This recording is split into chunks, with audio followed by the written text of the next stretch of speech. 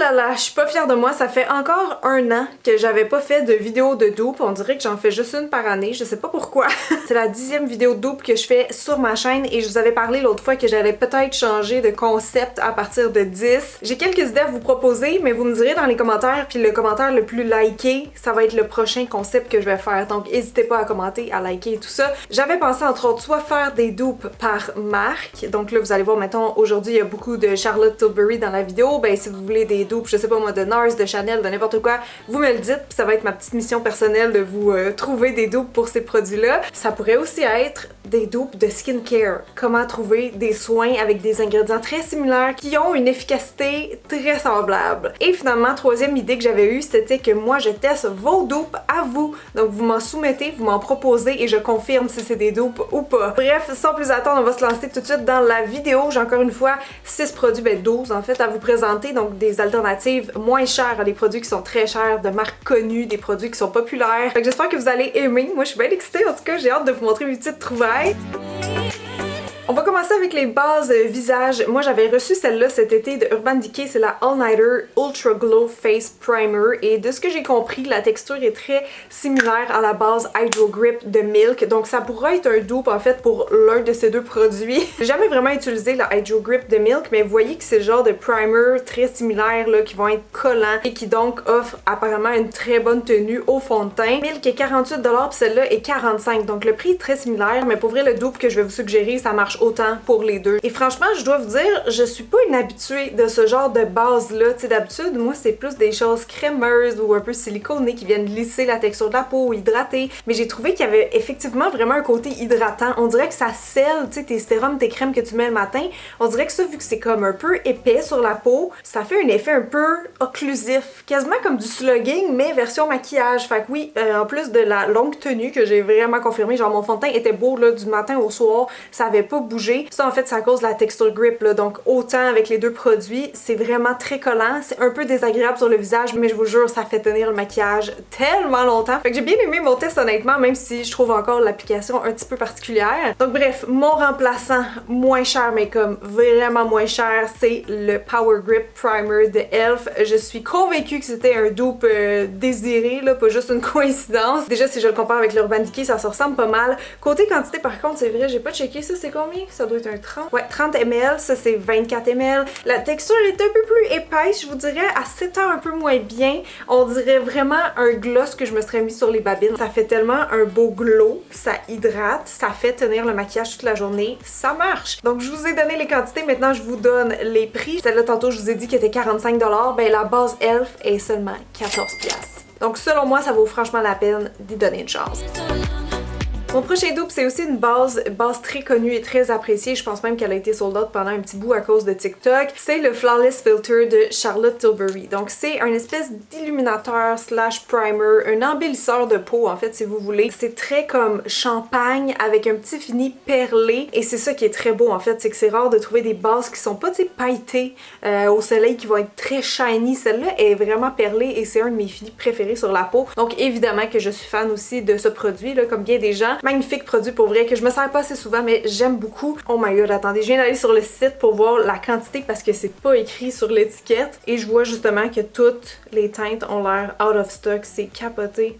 Il est tellement populaire pour vrai, mais son dupe que je vais vous présenter, il a été aussi extrêmement populaire à sa sortie, les gens avaient de la misère à le trouver, là je pense que c'est réglé maintenant. Mais bien sûr, je veux vous parler du Halo Glow de e.l.f. Donc ça, je pense que c'est un dupe quand même assez connu. Moi, je vous en ai parlé en fait de ce produit-là dans mes favoris de 2022. D'après moi, e.l.f. avait encore en tête d'imiter ce produit. C'est pas un addon du tout, c'est une des bases les plus vendues, là, comme la Hydro de Milk. Fait qu'ils l'ont copié, qu'est-ce que vous voulez, c'est vraiment le même principe en fait. L'applicateur d'eau foot comme ça, il est plus large. Par contre, moi j'aime ça parce que je trouve que ça va juste plus vite. Et côté couleur, ben là, moi je l'ai-tu en 01? Oui, je l'ai en 1, c'est ça, c'est la teinte la plus claire. Je sais qu'il y en a d'autres. Il y a plusieurs teintes en fait dans les deux marques et la différence de 1 à 1, pour Charlotte et Elf, c'est que le numéro 1 chez Elf est plus doré. Celui de Charlotte, il va sortir un peu plus perlé blanc. Le Elf est vraiment plus chaud, c'est un peu plus jaune, un petit peu plus abricot, ça fait vraiment un beau petit teint de pêche. On a quand même le même fini, mais c'est un petit peu moins blanc. Côté texture, après, je trouve ça super similaire. Je sais pas si le Elf est un petit peu plus épais, un petit peu plus crémeux. Honnêtement, c'est quand même 100% des dupes, là, mais si j'y vais vraiment dans les détails techniques, c'est ce que je pourrais vous dire. Je parlais de l'épaisseur du produit, mais en fait, c'est peut-être plus la pigmentation qui est augmentée versus le Charlotte, qui fait vraiment plus comme un effet de base. Le Elf, c'est que vu qu'il y a plus de pigments dedans, moi j'ai l'impression que je peux le porter seul, limite. Comme ma peau est super belle, tu sais, je fais juste comme l'hydrater, je mets ça par-dessus, un peu de cache-chaîne, tu sais, où j'ai besoin, that's it. Tandis que celui-là, je trouve que j'aime mieux le mettre avec un fond de teint par-dessus. Fait que c'est peut-être la seule différence. Sinon, le Tilbury, c'est un 30 ml qui coûte 62$ et la base Elf est un 31,5 ml pour 18$. Donc, grosse économie. Je crois que c'est un des dupes avec le plus grand écart de prix de toute la vidéo. Oh non, on a un problème, gang, on a un problème. Je viens de me rendre compte que je me suis fait jouer un tour pour les prochains dupes à cause de la quantité. Je vais vous expliquer, ok? On va faire semblant. Non, on fera pas semblant, mais sérieux, je suis déçue parce que j'avais acheté des produits puis je pensais pas. Colin! Ok, c'est pas grave, je vous les présente pareil pour qu'il y en ait 6 dans la vidéo comme d'hab. En fait, c'est que j'étais tombée dans ma collection personnelle sur un dupe des Beauty One comme ça, là, de Charlotte Tilbury. Donc, vous savez, tous ces produits-là, il y a des highlights, des blushs, contours aussi, qui coûtent tous 52$ chaque. Donc, c'est quand même assez pricey là, pour un blush. J'ai la teinte Pink Gasm ici, en fait, dans les Glow Gasm Beauty Light Wand. C'est un beau rose, un petit peu cuivré, mais tu sais, avec vraiment un fini là, métallique, une belle pigmentation. Et je suis tombée sur ça dans ma collection. C'est de Makeup Revolution, c'est les Bright Light. Donc on sent l'inspiration, là, vous allez voir quand j'ai swatch, c'est le même fini métallique. Il y a plusieurs teintes en fait, mais moi celle que j'avais, c'était le Divine Dark Pink. Donc deux blushs roses, même fini, même style d'application. Et même si la teinte est pas similaire, je me disais, ben si vous voulez payer moins cher quand même pour un blush rose métallique, il y a celui-là qui existe en pharmacie. Sauf que ça, c'était avant que je me rende compte, juste là, pendant que je filme, que le Charlotte Tilbury est 12 ml et celui-là, il est 3 ml, mais ça paraît pas du tout quand t'es mis comme ça. Pour toutes sortes de produits, je suis quand même surprise qu'il y a juste 3 ml qui rentrent là-dedans, mais bon, ça a l'air que c'est ça. Oh là là, en tout cas, c'est ça, faut toujours prendre plus que le prix en considération. La quantité aussi, je vais essayer d'y passer pour la prochaine vidéo. Et là, en plus, ce dupe-là, mon troisième, c'était comme une suggestion multiple parce que j'ai vu que les blushs, c'était vraiment similaire comme effet au niveau de la peau, mais ils ont aussi dans la même collection Makeup Revolution des highlighters. Donc, il y a ici le Strobe Champagne, qui est un illuminateur qui m'a vraiment rappelé aussi celui de Charlotte Tilbury. Excusez, ils sont vraiment tough à ouvrir.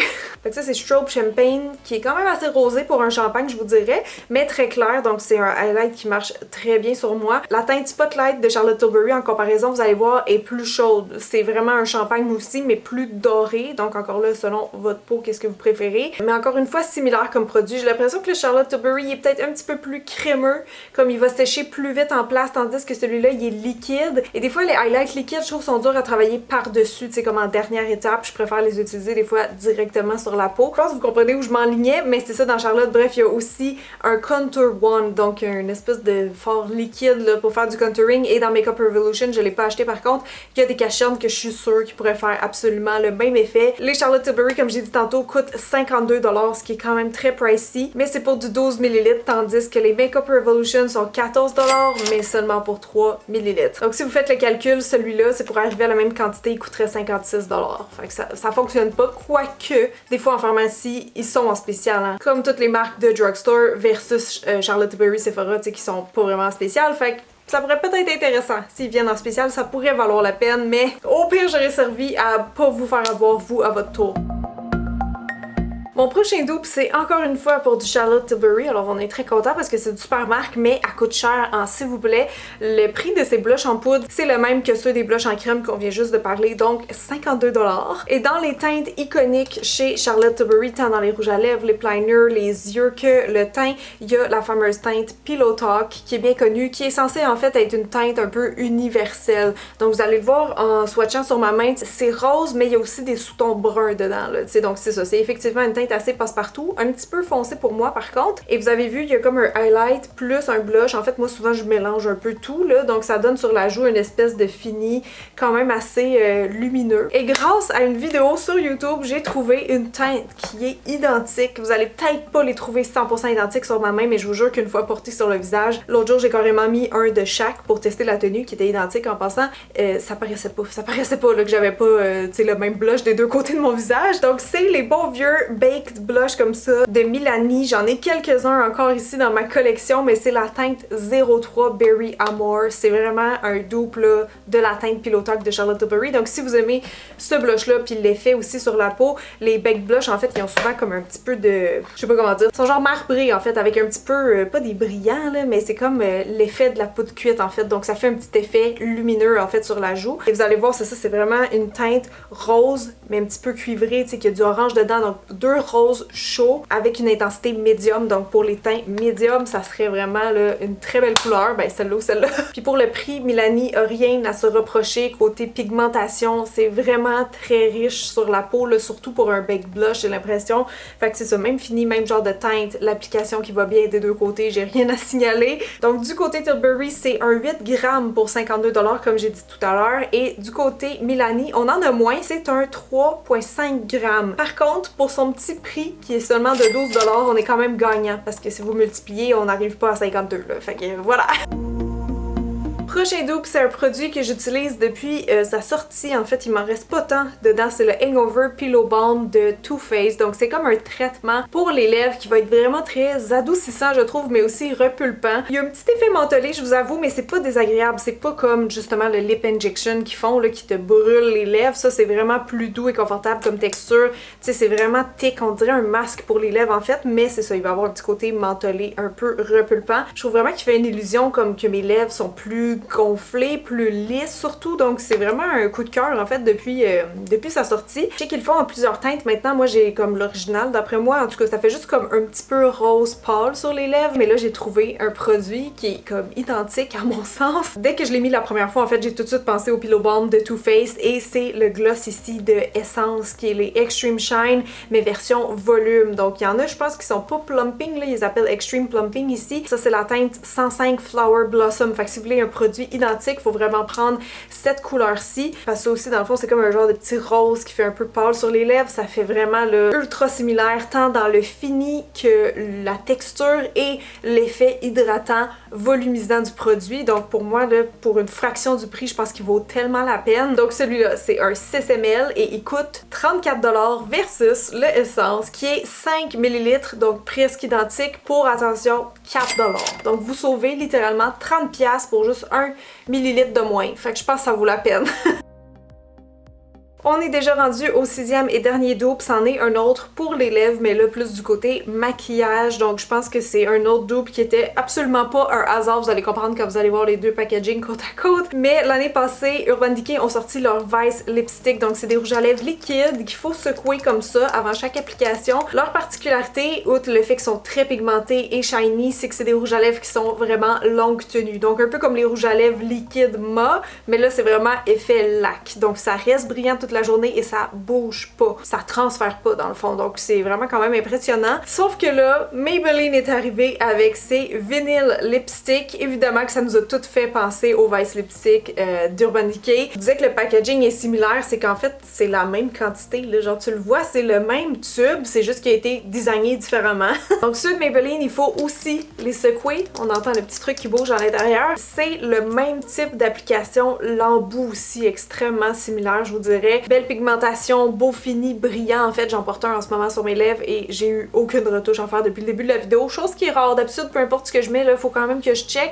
Mais là, ça a juste pas bougé. Il reste beau comme quand tu l'as appliqué le matin. C'est pas compliqué. Et eux autres aussi sont sans transfert. Donc, si je fais un bisou sur ma main, vous voyez, y'a rien. Faut quand même les laisser sécher les premières minutes et tout ça là. Puis j'ai oublié de dire, mais les Urban Decay, tout comme les Maybelline, restent collants. C'est pas trop fatigant pour moi, mais je le dis quand même au cas où parce que vous allez peut-être sentir des fois vos lèvres se fermer ensemble. J'ai plusieurs Maybelline ici et pour autant, j'ai pas été capable de tout matcher avec les Urban Decay. Faut dire, j'ai pas la collection non plus entière, mais j'ai quand même trouvé 3 couleurs qui sont, d'après moi, là, vraiment des dupes. Tu sais, déjà, si on regarde juste dans les teintes rouges, moi je trouve ça vraiment beau, une belle bouche écarlate, là, tu sais, avec un effet laqué. Donc dans Urban Decay, on a a le Unbreakable et dans Maybelline, vous avez le 50 Wicked qui se ressemble beaucoup. Le Maybelline est un petit peu plus rosé en termes de sous-ton, mais c'est très similaire. Si vous aimez ça plus nude, maintenant plus passe-partout, il y a le Text M dans Urban Decay et le 15 Peachy dans Maybelline qui se ressemblent énormément.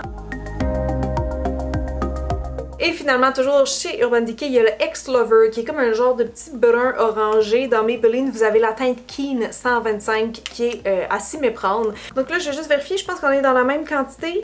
Oui, 4.2 ml chaque. C'est juste que les Urban Decay sont 33$ prix régulier et ceux de Maybelline pour la même quantité, généralement en pharmacie, vous les trouvez pour 16$, mais moi je viens d'en acheter qui était seulement 10. Donc 10 au lieu de 33. Pour la même quantité, le même effet, ça se prend bien. Donc voilà tout le monde, j'espère que vous aurez apprécié tous ces nouveaux dupes. C'est des produits quand même assez récents là, dans la vidéo, fait que tant mieux si, tu sais, des fois il y a un hype en fait sur un produit puis on veut l'acheter mais le portefeuille suit pas nécessairement. Fait qu'au moins vous allez vous sentir en sécurité, je pense, d'acheter mes alternatives qui sont vraiment là, des fois, c'est ça, à des prix tellement bas comparés aux produits principaux. Fait qu'en tout cas, vous me laisserez savoir dans les commentaires si vous allez craquer pour certains produits ou si vous les aviez testés ces dupes-là. Dites-moi qu'est-ce que vous en pensez tout simplement. Fait que j'ai bien hâte de vous lire comme à chaque fois. Merci. Merci pour chaque engagement que vous faites avec la vidéo, que ce soit de s'abonner, liker, commenter. Ça fait vraiment une différence pour nous les créateurs. Fait que gros merci, je vous embrasse avec mon rouge à lèvres qui transfère pas de Maybelline.